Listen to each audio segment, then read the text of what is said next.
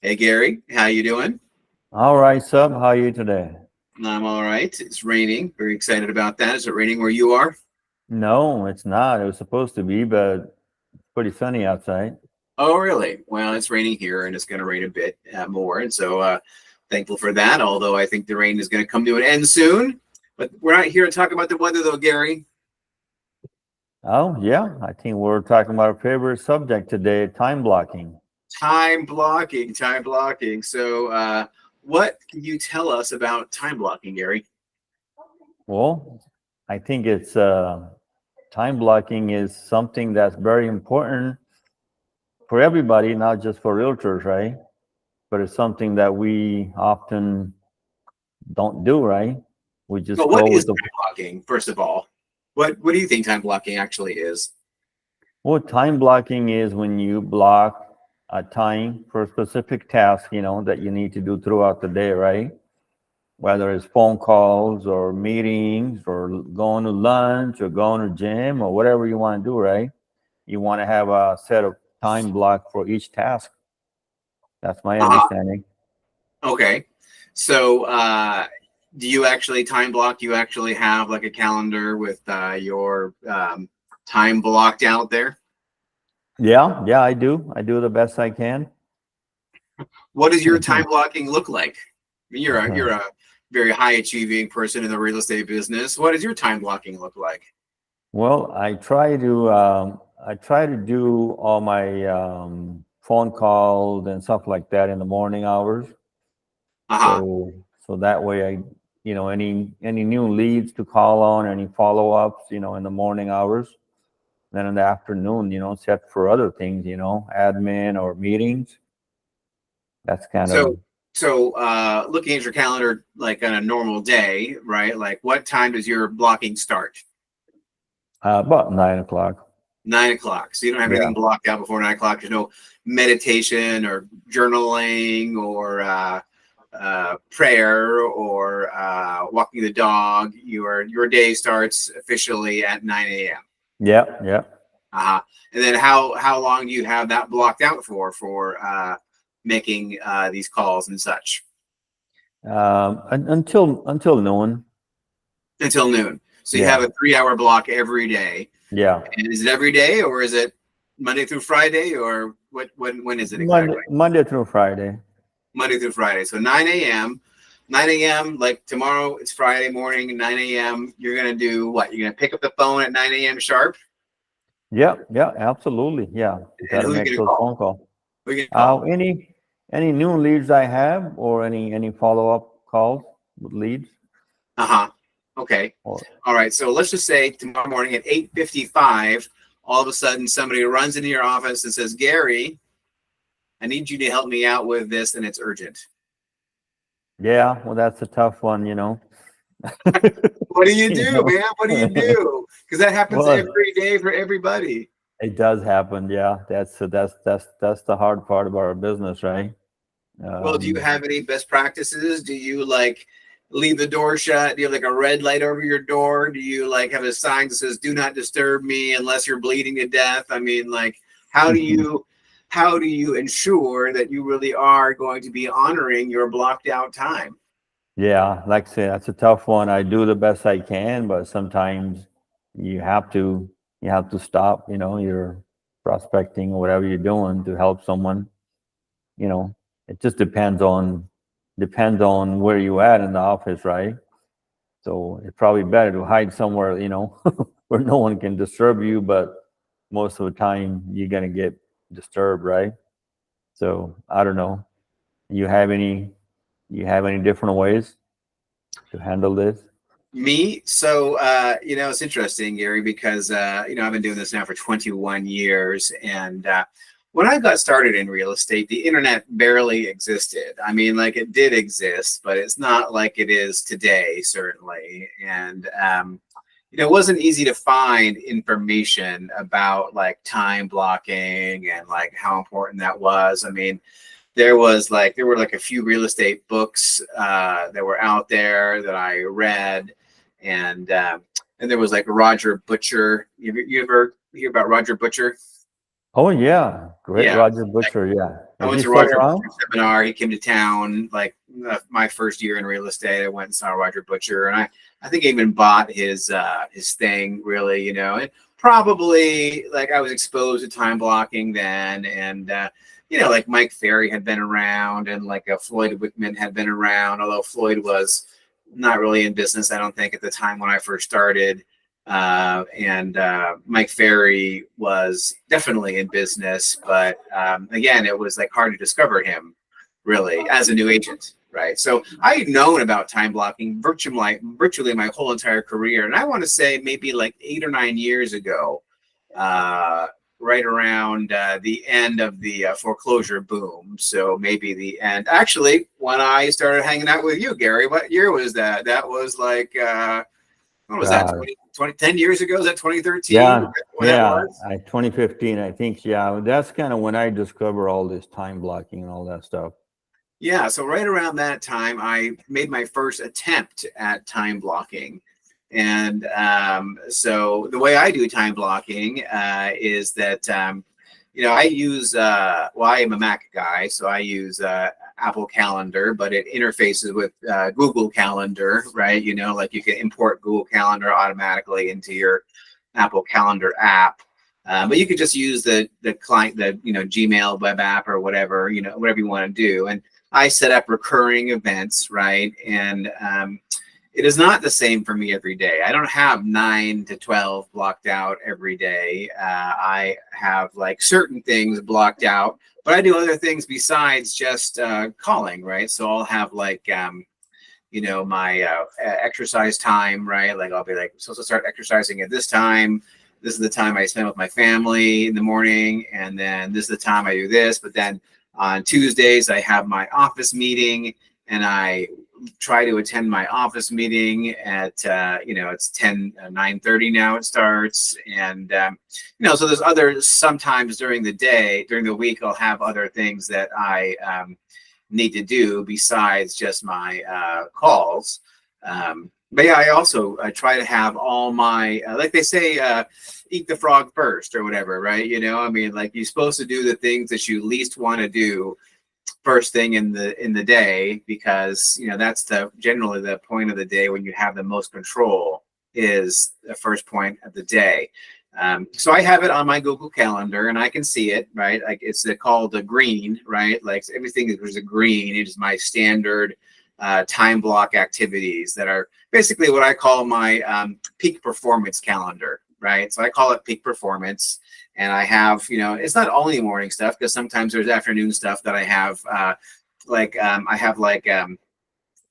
eat lunch with a client or prospect, right? That's on Friday afternoon, right? So that's time blocked on a Friday afternoon. And I try to find somebody at the beginning of the week to fill that slot on Friday afternoon at 12:30 is the time that I have that blocked out for. But life does get in the way, and like what happens a lot is like, if you're blessed to actually have business, it could be that a client says, hey, I'm only available tomorrow at like 10 a.m. to go see this house, which just came on the market, but they're reviewing offers in 3 days, and I can't go and see it like any of the other days, but I gotta go see it right now. So what do I do? What would you do, Gary, if you had time blocked out and then someone said there's just nothing we can do? Well, I guess you got to take care of the business or use Xiaomi. Use Xiaomi, right? That's that showing system, which they don't actually have where I am, but yeah, you could call a colleague. And that's what I think is a good point, though, Gary, is that a lot of people, they basically say, oh, there's just no way I could time block, right? There's like all these things happen, and it's like, well, what the classic example is, if in that time block setting you had, the time block you had blocked out was for like a $10 million listing appointment, would you let anything get in the way of that $10 million listing appointment?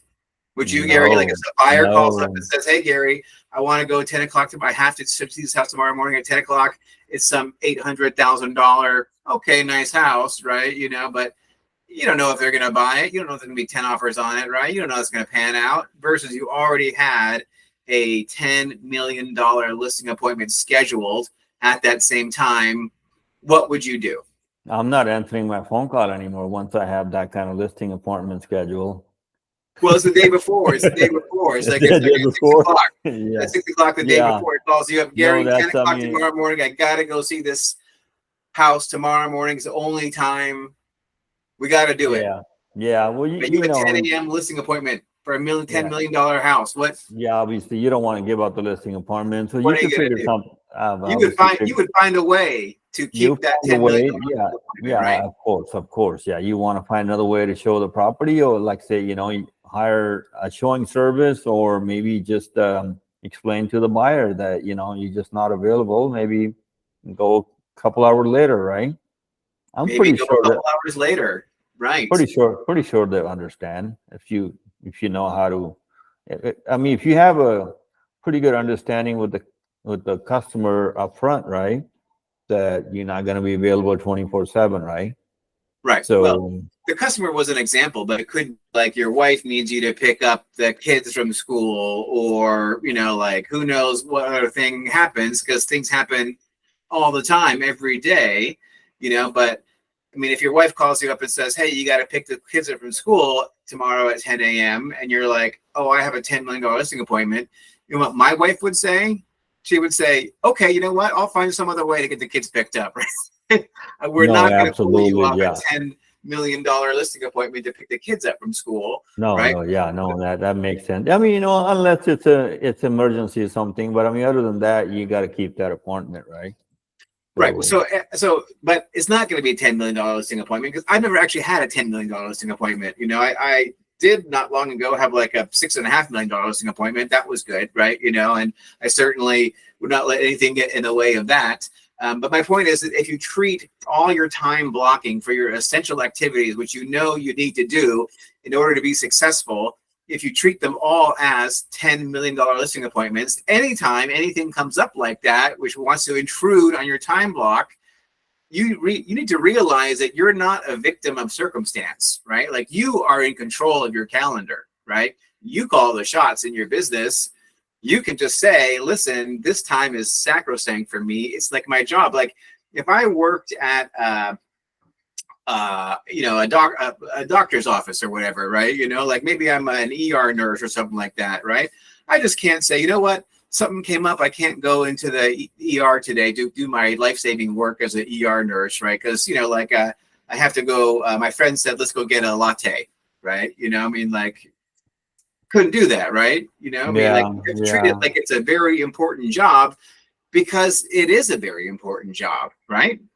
No, I agree. I think the challenge with us, our business, is that we do keep our appointments, but not with ourselves, right? Right, Like, like if the customer wants to see a home 6 in the morning, you won't say no, right? right, But the making phone calls 9 in the morning and something comes up, something gets in the way, you won't do it. right, It's just one of those things, right? So if the right, customer wants to list their home, say, okay, I get home 9 at night. Can you meet with me? You're not going to say no, right? right, You right. will guarantee to go to that appointment. But the problem is, I guess, what do you call, like, we're not disciplined, or we're punctual when we have the appointment, right? With someone else, right? Right. But not with ourselves. Not with ourselves. And that's one of the things I think that makes real estate so hard, especially for people who are new in business, is that you don't have some boss who is like, forcing you to like keep your appointment with yourself, right? There's nobody like really looking over your shoulder, to make sure that you are doing the things that you say you are supposed to be doing. And that's why I think there's such a high failure rate. Like, I got a friend of mine, he was a stock trader, right? Like a stock trader. I mean, yeah, basically he was a stock trader, right? He worked for a brokerage company doing stock trades, right? And very successful, worked in San Francisco for large financial institutions. And he quit that job a long time ago. And then he was like out of work because he wanted to by choice. And then he's trying to get back into the job again.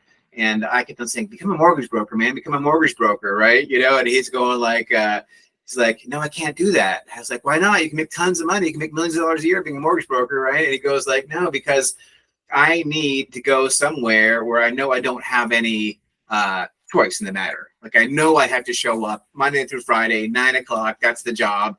And I have like, I'm just accountable to that because that is in fact what I'm hired to do. Even though he's a high achieving person, right? You know, he has a really, you know, excellent, you know, like history, you know, in high pressure situations, you know, responsible for hundreds of millions of dollars. He doesn't have it within him to be the kind of guy who can just like create his own agenda and stick to it. And that is probably the number one reason why realtors fall out of business, because they cannot do time and time again what things they need to do to be successful. And I think it really does start with time blocking. I agree. I agree. I think part of the problem is the way our business is set up, right? So you're not a realtor, you're a business owner, right?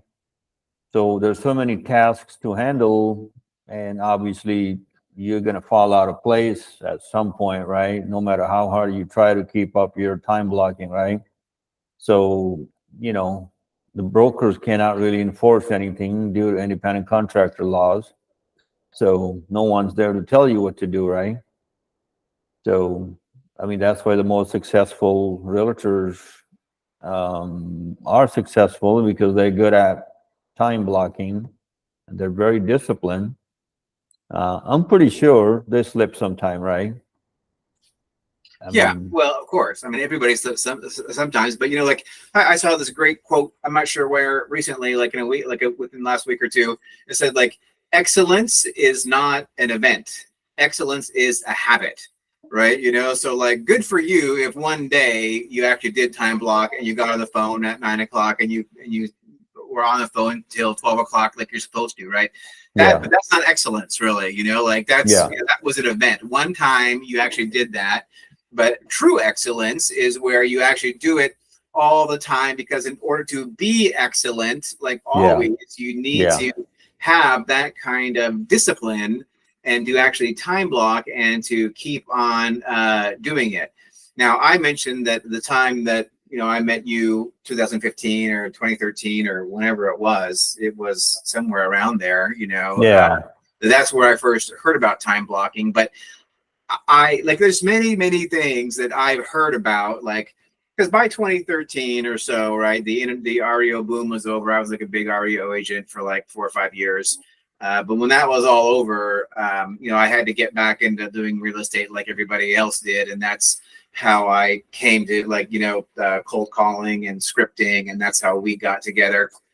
But I knew at that time I was learning more, as you know, like I learned from Mike Ferry and you know all these different coaches, right? Like I went through a whole, you know, assortment of them and learned what I could. But I learned that time blocking was important, and I took a few stabs at time blocking. But it wasn't really until about like maybe like 18 months ago that I actually really got more serious with time blocking. Even though in the past I'd had my calendar set up with a time block, so I really didn't get really serious about it until about 18 months ago. And so of those 18 months, Gary, I gotta be honest with you, of those 18 months, I probably only been really good with the time blocking for maybe 6 to 9 months, maybe even a little bit less than half that time, where I was actually being pretty rigorous with the time blocking.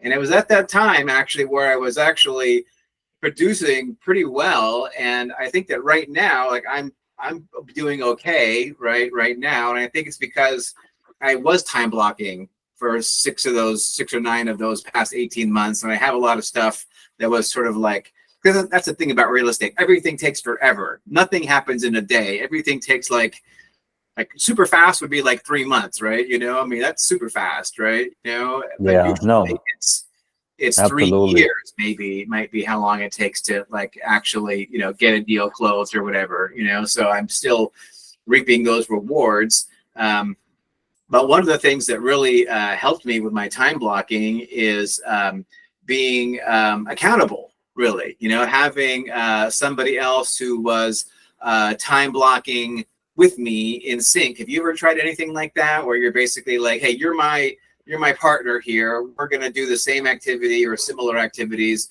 at a certain time.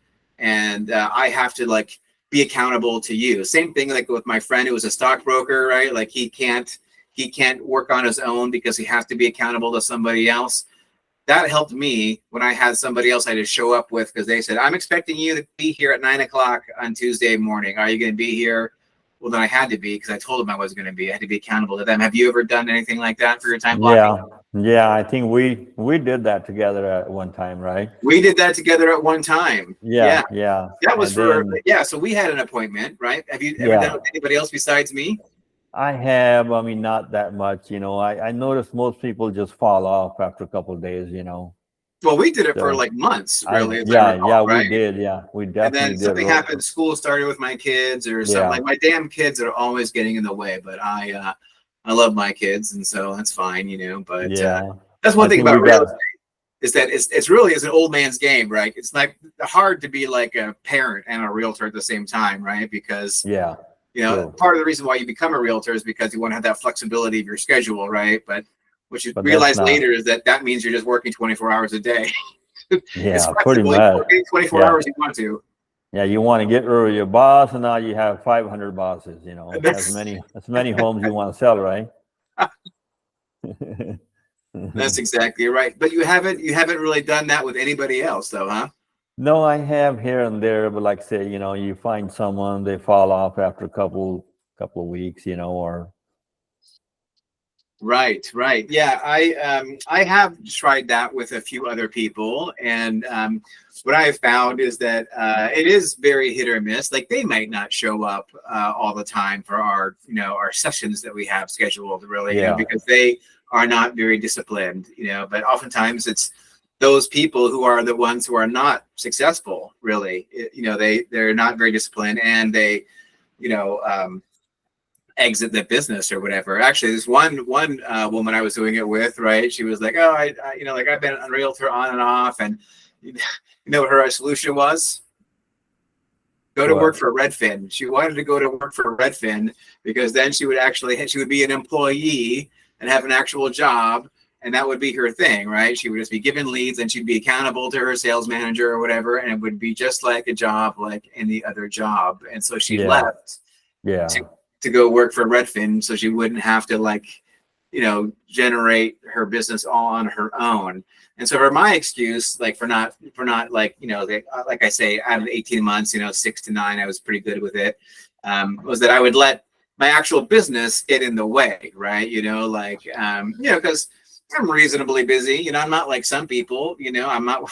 But I'm in the. I'm a top producer. Let's just say, right? I'm reasonably busy, and when that stuff comes up, I like it has to take precedence, really. I mean, like the one thing that's good about the real estate business is that there's not a lot of stuff where it actually has to happen that hour, right? But sometimes there is stuff that's pretty important, right? Like I could list 1,000 things that are maybe like you have to attend to like immediately, right? But if you're that busy, it does get in the way of things. And I think you have to give yourself some grace once in a while, right? Because things will happen, But if that's happening a lot, I think it tells you that there's something wrong with the way that you're running your business. Like there's something wrong with the way that I'm running my business. Because in a perfect world, I wouldn't have to take care of these fires, right? I'd have like an assistant no, no, or something absolutely like that. not. Do you have a You gotta have a system in place, right? I mean, maybe building a team or joining a team or whatever,